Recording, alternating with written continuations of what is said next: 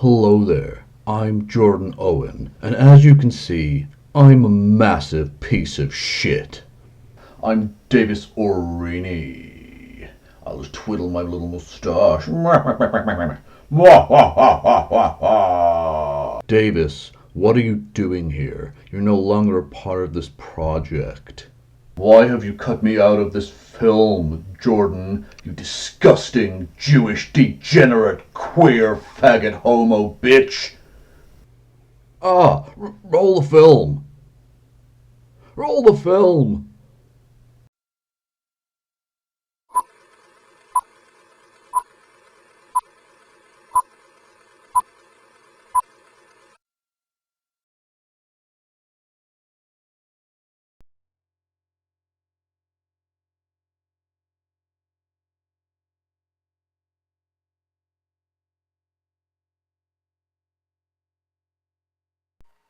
Here tonight to present this year's Ambassador of the Year Award is Neil Druckmann, creative director and writer on The Last of Us.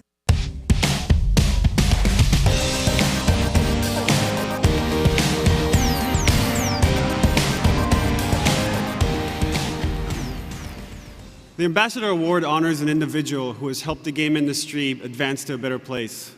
Anita Sarkeesian's work has done just that.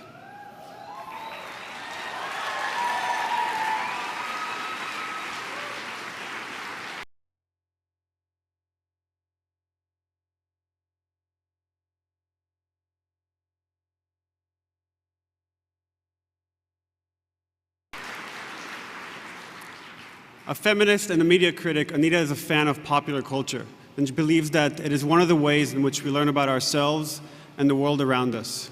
And that part of being a fan is to celebrate characters, stories, and programs that we love, while simultaneously being critical of the myths and representations that media can perpetuate.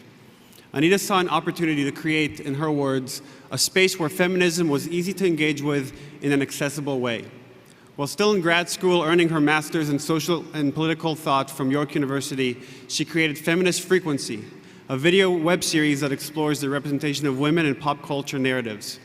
Her early videos focused on popular film, TV shows, and even advertising, focusing on deconstructing stereotypes, patterns, and tropes associated with women. On May 17, 2012, she opened a Kickstarter campaign to create Tropes versus Women in Video Games, a series that would cover the tropes within our own industry.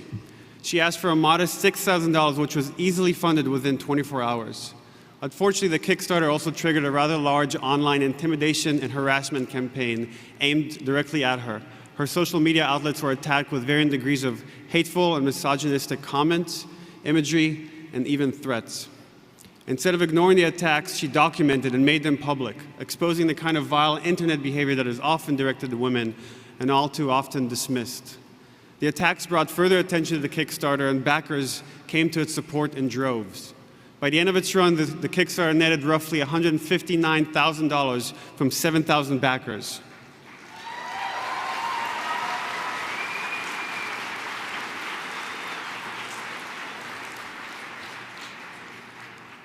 Anita has since become a spokesperson for the dangers of online harassment and gave a TED Talk that has close to 500,000 views. Her story has been covered in publications like the New York Times and The Guardian. After months of research and work, the first video of Tropes versus Women was released on March 7, 2013. It has garnered over 1.8 million views. Game reviews and editorials constantly reference her work when discussing the treatment of women in games. Many developers now have a greater understanding of character tropes and the shortcomings they can lead to. I know for me, Anita's work was highly influential in my approach to writing for The Last of Us, greatly improving its story. With the amount of harassment she still receives on a daily basis, including some today, I've often wondered, why keep doing this? And having discussed games with her on several occasions now, the answer became abundantly clear. She loves video games. She's so passionate about them that she feels they're worth fighting for. It is my honor to present the Game Developers Ambassador Award to Anita Sarkeesian. Now, as Anita Sarkeesian walked to the stage to accept her award for being the queen of the bitches or some shit, I don't know,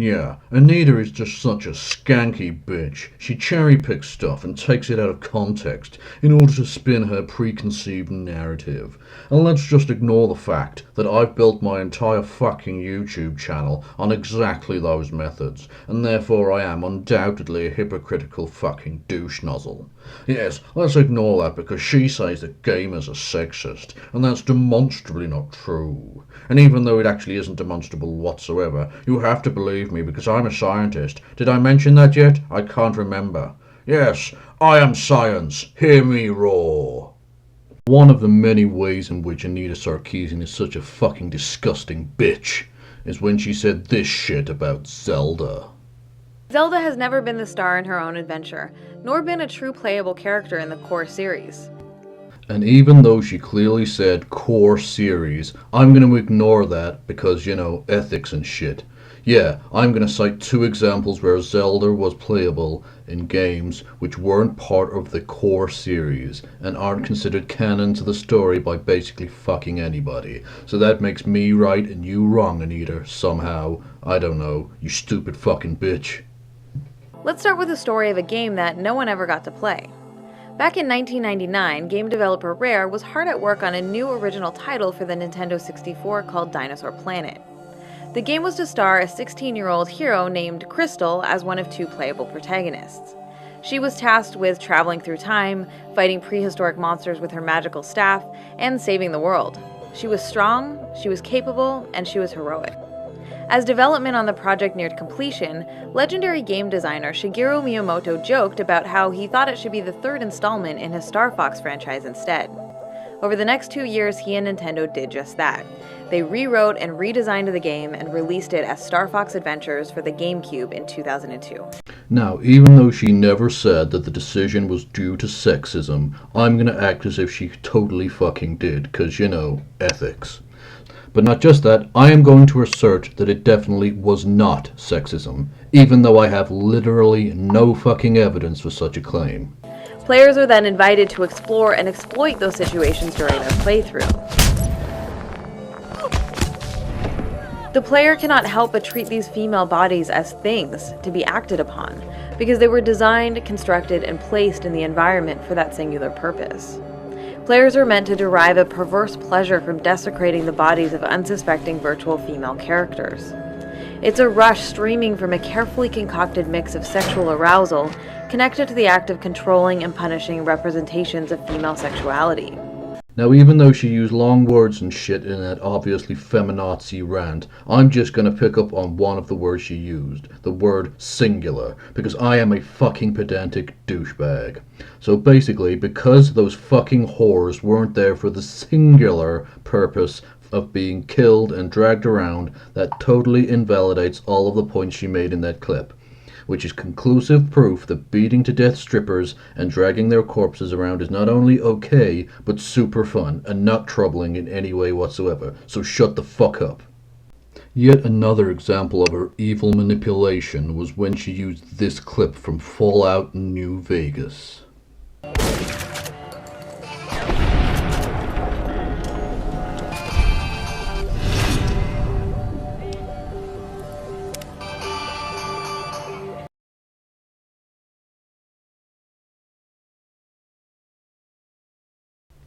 Now, it might look bad at first for the character to have been given the title of good-natured rascal after having killed a prostitute in cold blood, but it's actually perfectly fine because it's a demotion from, I don't know, super-duper bestest guy in the world or some shit. So clearly there's nothing wrong or heinous going on here, and it's clearly a good thing to go around killing sex workers, which is an odd attitude to take given the strangely high number of people I interview in this movie who work in the sex industry. But Anita, the ravenous feminazi cunt whore, wasn't done there, because she went on to say this shit about a game that nobody has ever fucking heard of. Though not about the abuse of women, the 2012 indie title Papo and Yo is an example of a game that respectfully deals with the very serious issue of alcoholism and domestic violence against children.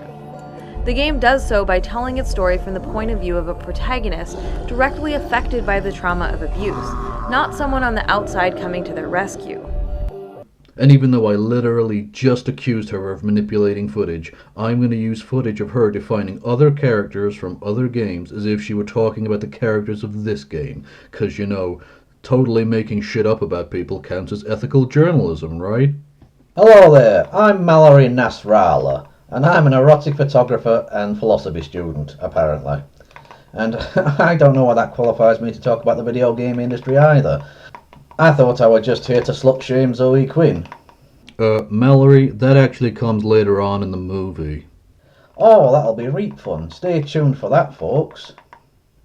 And by the way, Jordan, can you just randomly put your arm into side at shot? Yeah, that'll look right professional. Just put your arm there, yeah. Oh, that's good. Just have your arm sticking out. Just have your hand sticking out the side of the shot. That'll look right professional, that will. Yeah, anyway, I think Anita Sarkeesian's a fucking bitch as well. Yeah. Her criticisms seem to boil down to, I don't like pictures of horses, therefore pictures of horses are wrong. She actually fucking says that in the film. Ridiculous.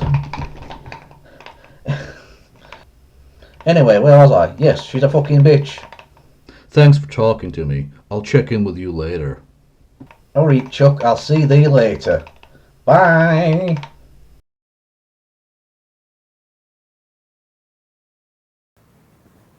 Fuck off, Davies. Cunt. Sargon, you mad, bro?